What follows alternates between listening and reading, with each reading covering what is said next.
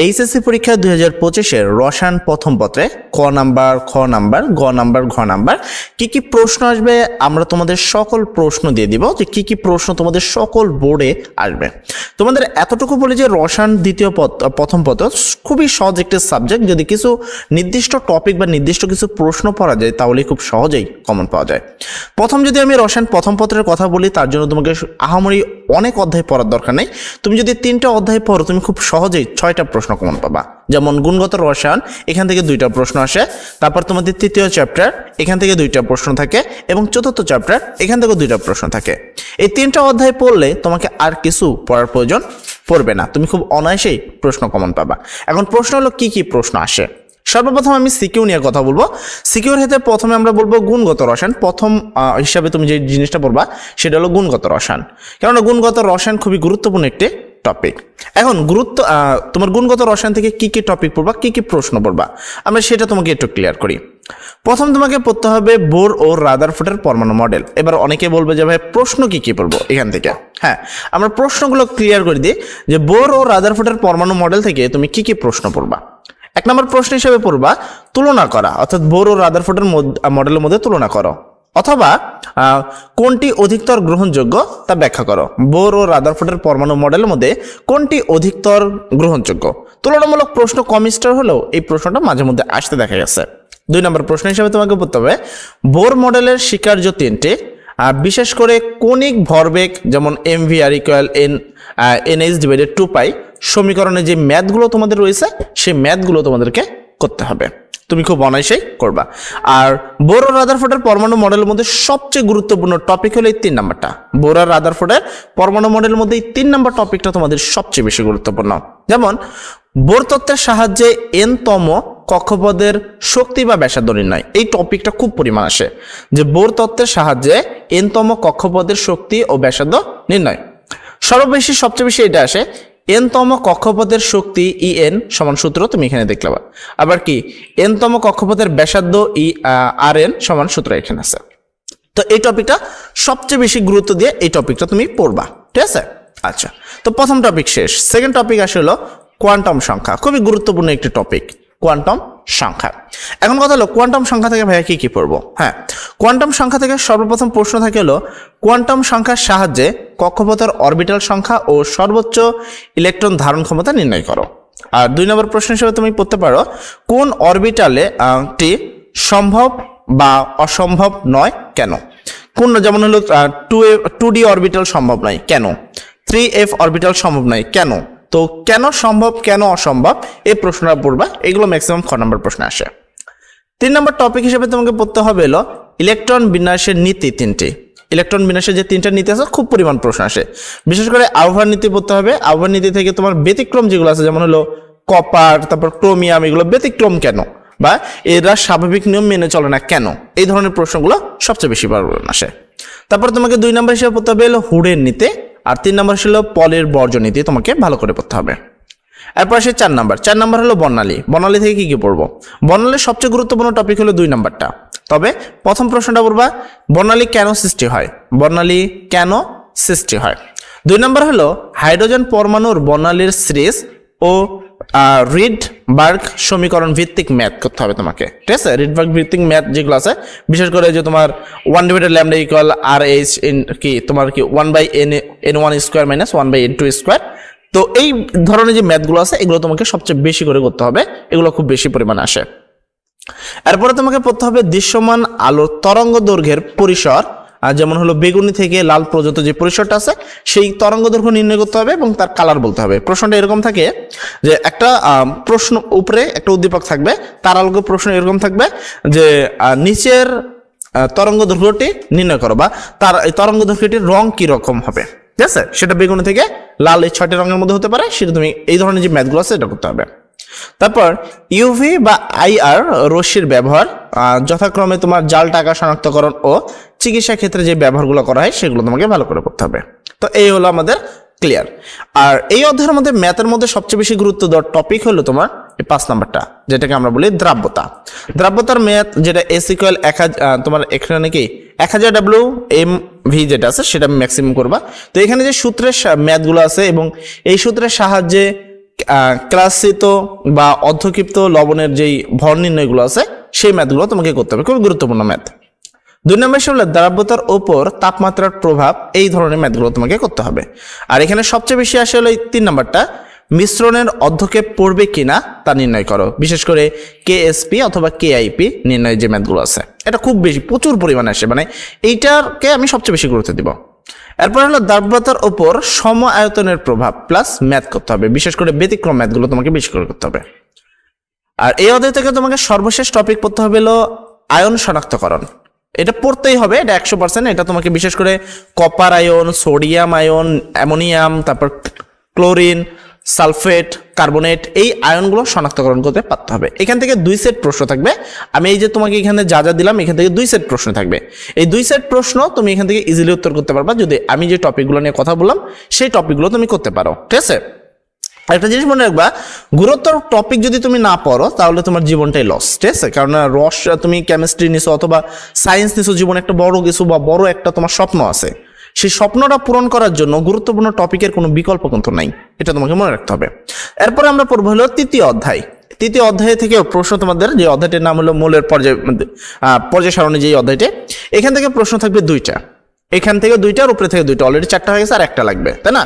তো আমি টোটাল 3টা অধ্যায় পড়বো রসায়নের জন্য, 2য়, 3য়, 4র্থ, এই 3টা অধ্যায় পড়লে আমার এনাফ রসায়ন প্রথম পত্রের জন্য, আর কিচ্ছু দরকার নেই। তো এখানে কি কি পড়বো?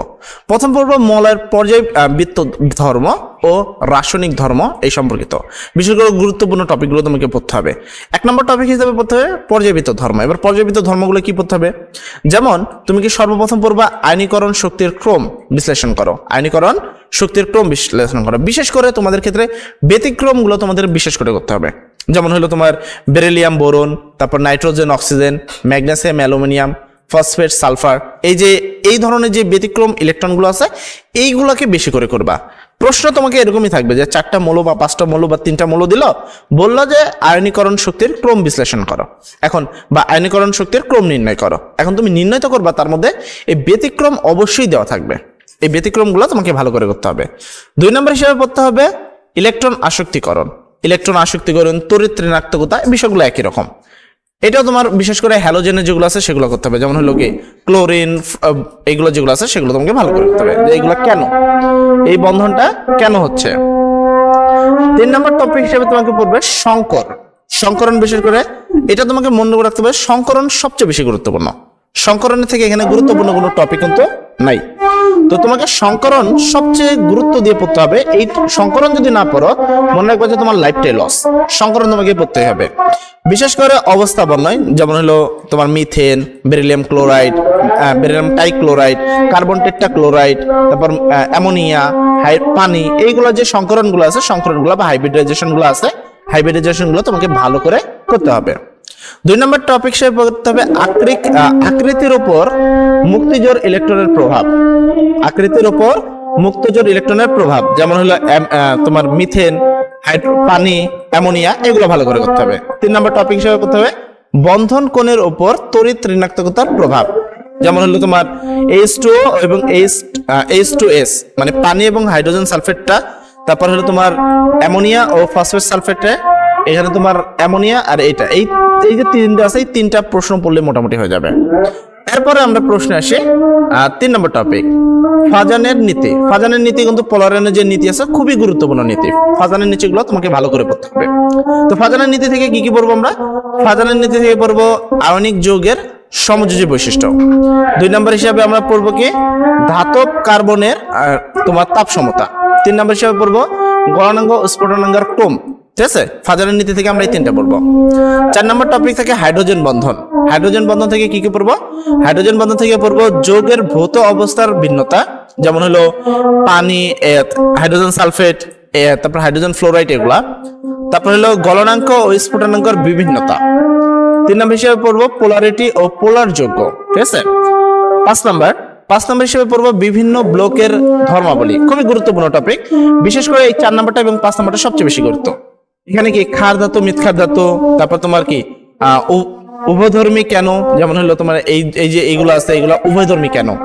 3 নম্বর হিসেবে পড়বে হলো তোমার কি অ্যালুমিনিয়াম ক্লোরাইড এর কি ডাইমার গঠন, carbon die oxide gas, silicon oxide কঠিন কেন, তারপর আদ্র বিশ্লেষণ হয় কেন, এই ধরনের প্রশ্নগুলো বিশেষ। আদ্র বিশ্লেষণের মধ্যে তুমি কোনগুলো পড়বা? কার্বন টেট্রাক্লোরাইড, সিলিকন টেট্রাক্লোরাইড, তারপর এই যে তিনটা প্রশ্ন আছে, এই তিনটা প্রশ্ন তোমাকে ভালো করে পড়তে হবে। এরপরে যদি আসি, তোমাকে পড়তে হবে অ্যামোনিয়াম এবং কি PH3 এর মধ্যে কোনটি অধিকতর ক্ষারীয়। এরপর তোমাকে পড়তে হবে তোমার নাইট্রোজেন ক্লোরাইড গঠিত হলেও নাইট্রোজেন পেন্টাক্লোরাইড, মানে নাইট্রোজেন টেট্রাক্লোরাইড গঠিত হলেও নাইট্রোজেন পেন্টাক্লোরাইড গঠিত হয় না কেন, ব্যাখ্যা করো।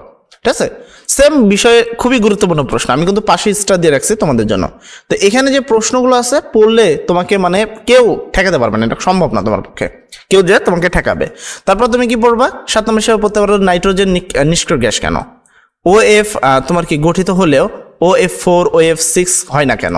ঠিক আছে, তারপর এরপর তুমি কি এখানে দেখবা, তো এই যে প্রশ্ন আছে, এরপরে তুমি সবচেয়ে বেশি গুরুত্ব দিবা ডি ব্লকের যে মৌলগুলো আছে, অবস্থান্তর মৌল, রঙিন যৌগ হয় কেন, চুম্বক ধর্ম প্রদর্শন করে কেন, এই ধরনের যে প্রশ্নগুলো আছে এগুলো পড়তে হবে।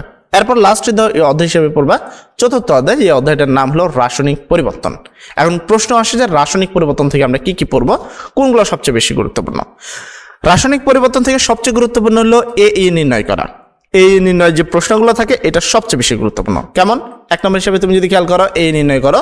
তারপর লাসা তেলের নীতির সর্বোচ্চ উৎপাদ পাওয়ার কৌশল বা তাপমাত্রার ও চাপের প্রভাব।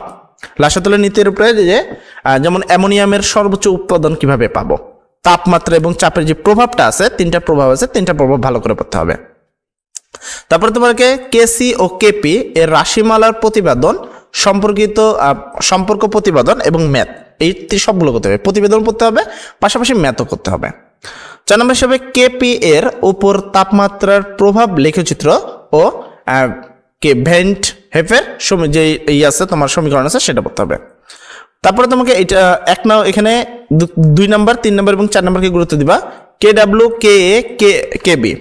ঠিক আছে, তারপর কি তোমার ভ্যান ডার ওয়ালসের যে লঘুকরণ সূত্রটা আছে, সেই লঘুকরণ সূত্র, ম্যাথ, PH নির্ণয়, POH নির্ণয়, এই ধরনের যে ম্যাথগুলো আছে এগুলো করতে হবে। এরপরে তোমাকে করতে হবে মিশ্রণের প্রাকৃতি ও PH নির্ণয়, বাফার দ্রবণ নির্ণয়, কৌশল ব্যাখ্যা ও বাফারের PH নির্ণয়, তারপর ক্ষারক ও অম্লের তোমার কি তীব্রতার ক্রম করা। তো এই কটা প্রশ্ন পড়লে হয়ে যাবে, তোমাকে যেগুলো দেখালাম এগুলো পড়লেই এনাফ, আর পড়ার প্রয়োজন নাই। বাট তাও যদি যে সকল শিক্ষার্থীরা এই বিষয়টা একটু দুর্বল, তারা তুমি চাইলে 5 নম্বর অধ্যায়ের এই 2টা টপিক একটু পড়ে নিতে পারো, বিশেষ করে এই যে 2 নম্বরটা খাদ্য নিরাপত্তা, রসায়নের ভূমিকা, আর ভিনেগারের মধ্যে পড়তে পারো ভিনেগারের প্রস্তুতি প্রণালী, বিক্রিয়া সহ, তারপর খাদ্য সংরক্ষণের কৌশল এবং ভিনেগারের যে গুরুত্ব, এই টপিকটা পড়ে নিতে পারো।